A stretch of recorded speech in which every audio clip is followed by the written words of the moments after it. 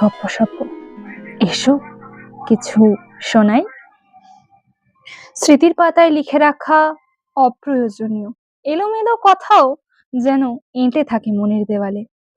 সেরকমই এক নিতান্ত অপ্রয়োজনীয় অভিজ্ঞতার গল্প নিয়ে এসেছি আপনাদের কাছে। গল্প বৃষ্টির দুপুর আর সেই লোকটা।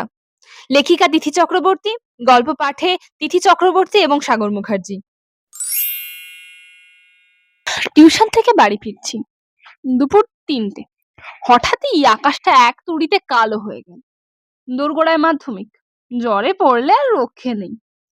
স্পিড বাড়লো সাইকেলের, তবু এড়ানো গেল না অনামুখ বৃষ্টিকে। সব দোকানই তো বন্ধ, এর মধ্যে ছাউনি খোঁজা কলম্বাসেরও অসাধ্য। দাঁড়ানো ছাড়া উপায়ও নেই। আধ মিনিট খুঁজে হন্যে হওয়ার পরে দেখা মিলল একটা দোকানে।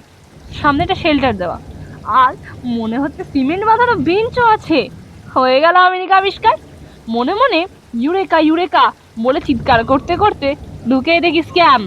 আমি হয়ে গেছি আমেরিকা ভেসপুচি, অর্থাৎ আমার অনেক আগেই সেখানে এসে বসে আছে একটা লোক, মাঝবয়সী ভদ্রলোক, গায়ে ঢলা জ্যাকেট আর ওল্ড ফ্যাশন একটা প্যান্ট। এনাকেও সম্ভবত ভিঁজতে হয়েছিল। লোকটা আমার কট খাওয়া এক্সপ্রেশন দেখে মুচকি হেসে বললেন, বসো, ভয় কি? অগত্যা বসলাম ওনার মুখোমুখি। ঘড়িতে সময় মাপছি আর বোকার মতো ফ্যাল ফেলিয়ে দেখছি পিরিয়ডিক টেবিল। হঠাৎ ঝনঝন শব্দে ফোনের রিংটোন। লোকটা আপন মনেই বলে উঠলেন, বৃষ্টি হচ্ছে তো নাকি? বই ভিজে গেলে সম্ভব না, থামুক। বলে আবারও বা সে লোককে কিছু বলতে না দিয়ে কেটে দিলেন। মনে মনে ভাবলাম, ভারী অদ্ভুত লোক তো, ছিটকগ্রস্ত হতেও পারে।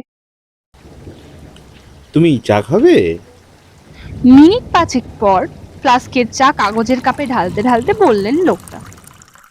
আমি প্রস্তাব নাকচের উদ্দেশ্যে মুখ তুলতে দেখলাম তার পাশে খবরের কাগজের ওপর something I never told you বইটি হয়তো পড়ছিলেন। খেয়ালই করিনি আমি উত্তর দিতে দেরি করছি দেখে উনি আমার দিকে তাকিয়ে দেখলেন আমি লোলুপ দৃষ্টিতে বইটা দেখছি। পড়বে? আকাশের চাঁদ হাতে পেলাম যেন। কোনো রকমে চক্ষু লজ্জার মাথা খেয়ে ঘাড়ে নেড়ে বললাম, হ্যাঁ।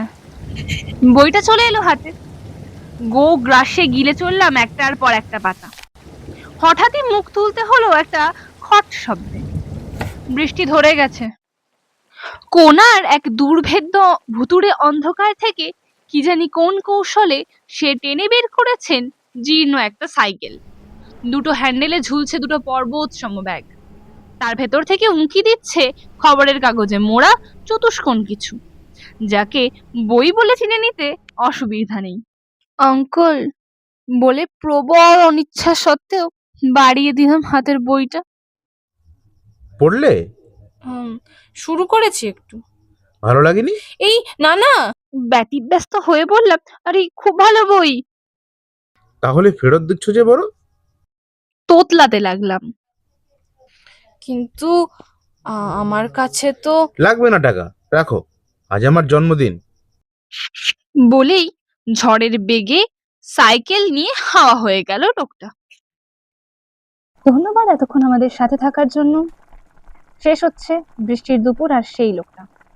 এরকমই বিভিন্ন ধরনের গল্প আপডেট পাওয়ার জন্য আজই সাবস্ক্রাইব করুন গল্পসপ্প এবং পাশে থাকা বেল আইকনটি প্রেস করে রাখুন।